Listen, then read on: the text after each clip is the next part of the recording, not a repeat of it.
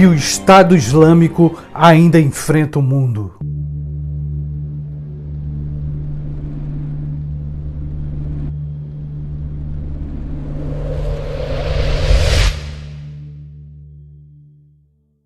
Olá pessoal, olha só, eu vou mandar um abraço para 2 membros da família Quase Tudo. É bem rapidinho. E como um bom cavalheiro, damas primeiro. Por isso que meu primeiro grande abraço vai para Verônica, de Esmeralda, Minas Gerais. Verônica, beijão para ti. Finalmente meu abraço vai para Felipe Lopes, ele é de Portugal. Felipe, grande abraço para ti e para os nossos irmãos portugueses. Agora indo ao nosso papo. Olha só, a mais perigosa organização terrorista continua perdendo território lá no Oriente Médio. Qual organização? O Estado Islâmico. O ISIS, conhecido também como Estado Islâmico, segue a sua ideologia baseada no Alcorão. Ou melhor, numa certa interpretação do Alcorão. O Alcorão, o seu livro sagrado. Mas qual seria essa ideologia do Estado Islâmico? Na prática, seria construir um verdadeiro califado lá no Oriente Médio. Um verdadeiro Estado Islâmico. Como a gente já sabe, lá pelo ano de 2014, esse grupo extremista quase conquistou o Oriente Médio inteiro. Eram vitórias atrás de vitórias. E apesar deles utilizarem a guerra convencional contra seus inimigos, o Estado Islâmico aprendeu a utilizar 2 armas infalíveis: a propaganda pela internet e os atentados suicidas. Não que os atentados suicidas sejam algo novo do tempo do Estado Islâmico, mas eles intensificaram essa prática. E com relação à propaganda pela internet, a propaganda do ISIS tem 2 objetivos principais: impor o medo e recrutar mais soldados para suas jihadis, para sua guerra santa. Recrutar inclusive pessoas de outros países. Decapitaram e queimaram pessoas vivas diante das câmeras e depois jogavam na internet. Mas estranhamente, curiosamente, isso criou um paradoxo. Muitos tinham medo, mas também começaram a admirar. Medo e admiração. E a prova disso foi que milhares de jovens europeus se uniram ao Estado Islâmico. E aqui vale lembrar, a história do Estado Islâmico, da sua origem, está ligada às raízes do Oriente Médio, a séculos de guerras, principalmente a guerras religiosas, a facções, por exemplo, xiitas e sunitas. Uma dessas guerras mais recentes aconteceu na década de 80, a guerra do Irã contra o Iraque, na qual morreram milhares de pessoas e levou anos para terminar. Quando você começa a estudar um pouco essas culturas, você vê que a partir da morte de Maomé, o Oriente Médio não foi mais o mesmo. E para tornar esse vídeo um pouco mais didático e não repetir o que eu já disse em outros vídeos, eu vou colocar um breve trecho de um outro vídeo que eu fiz sobre esse conteúdo. Vamos lá? Quem são os criadores do Estado Islâmico? Ou também conhecido como ISIS. Não há dúvida que quando a gente vê um ataque terrorista, como aquele que aconteceu em Paris, realmente a gente fica revoltado,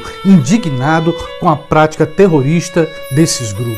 Na verdade, muitas vezes a nossa reação é de ódio contra o Estado Islâmico. Mas a gente não pode esquecer, esse nosso ódio, nossa revolta, nossa indignação, ela é amplificada pela mídia. Com suas técnicas midiáticas, a mídia repete 10.000 vezes a cena do atentado, o choro das pessoas e por aí em diante. Mas aqui eu quero fazer uma observação. Meses atrás, um atentado em Bagdá matou quase 250 pessoas. E o que a imprensa internacional falou sobre esse atentado? Quase nada. No último atentado em Paris, 84 pessoas foram atropeladas por um caminhão. Um soldado, um lobo solitário do Estado Islâmico, saiu esmagando as pessoas. A imprensa, de um modo geral, em todo o mundo, deu 24 horas de cobertura sobre esse caso. Porque, apesar das suas atrocidades, o Estado Islâmico consegue conquistar rapazes e moças de todos os países. Por que um grupo terrorista é tão atraente para alguns? E aqui a gente vai afunilando as perguntas. Quem financia e banca as armas do Estado Islâmico? Por fim, a pergunta-chave: quem criou o Estado Islâmico e a Al-Qaeda? Os Estados Unidos. Como é isso, Carlos? Os Estados Unidos criar o Estado Islâmico? Calma, parece uma afirmação contraditória. Parece, mas não é. 11 11 de setembro de 2001, o maior atentado terrorista da história da humanidade. Mais de 3.000 americanos foram mortos. Aquelas imagens dos aviões colidindo com as Torres Gêmeas se espalharam pelo mundo todo e se repetiram várias vezes. A imagem da explosão, do fogo, da poeira e finalmente das duas torres caindo. O mundo ficou estarrecido. Acendeu-se o sinal verde para começar a operação. Depois disso, o sinal vermelho para a retaliação. Para quê? Para o governo americano invadir o Afeganistão e o Iraque, países que foram culpados pelo atentado que aconteceu nas Torres Gêmeas. Resultado da operação: no Afeganistão, derrubaram o regime talibã, pelo menos aparentemente. Finalmente ganharam a guerra contra o Iraque e enforcaram Saddam Hussein. Resultado: os soldados americanos não encontraram nenhum terrorista envolvido com o ataque das Torres Gêmeas. E o outro argumento contra o Iraque, que havia armas químicas, também não descobriram nada.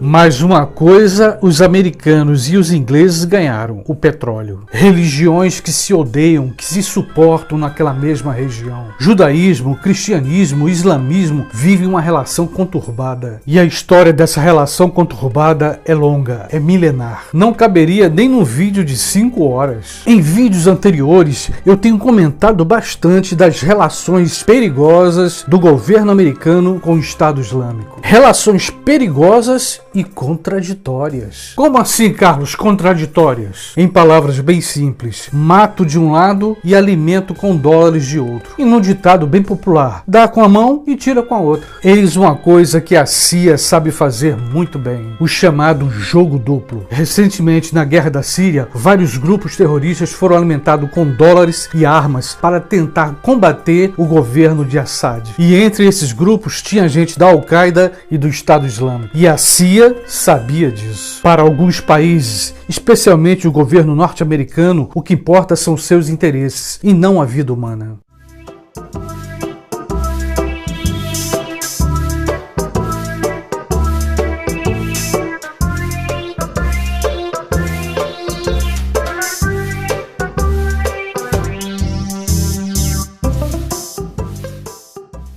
Eu vou repetir para você a minha hipótese. Em suas origens, o Estado Islâmico e outros grupos extremistas sofreram influência do nazismo. Logo no início do regime nazista, Hitler enviou para o Oriente Médio vários oficiais. E o livro escrito por Hitler, intitulado Minha Luta, é lido por vários grupos terroristas. No entanto, o Estado Islâmico é uma organização político-religiosa. O seu mundo cultural e cosmológico é diferente do nosso. A realidade, o mundo é visto de forma distinta. Agora, é claro, como todas as religiões e seitas, há divergências. E no que diz respeito ao Corão, há diversas interpretações diferentes. Um xiita interpreta de uma forma, o sunita de outra. Por isso, tantas guerras e divisões entre eles. Compartilhando a minha interpretação: a soberania, a independência de qualquer país deve ser respeitada. No entanto, em 2003, sem dar nenhuma satisfação à ONU, os Estados Unidos invadiu o Iraque. Invadiu por motivos nunca provados. Não encontraram nada e ainda enforcaram Saddam Hussein. Um outro exemplo: com o argumento de matar o terrorista Bin Laden, o governo americano invadiu o Afeganistão. Bin Laden não estava no Afeganistão, estava no Paquistão. Vou repetir aqui o que eu já disse em vários e vários vídeos e talvez ainda vá repetir em muitos outros vídeos. O governo norte-americano não respeita a soberania dos países. A ONU, Organização das Nações Unidas, já não serve mais para nada, porque eu acredito que qualquer povo pode resolver os seus problemas internos, mesmo que dure décadas, séculos. Ninguém tem o dever de invadir a casa do vizinho, porque se continuar assim, as superpotências do mundo, como é o caso do governo americano, podem invadir qualquer país, inclusive o Brasil. Basta um pequeno pretexto. E vou te dizer uma coisa: não precisa necessariamente ser uma invasão por via de uma guerra convencional. Pode acontecer por infiltração da CIA, o Centro de Inteligência e Espionagem Americana.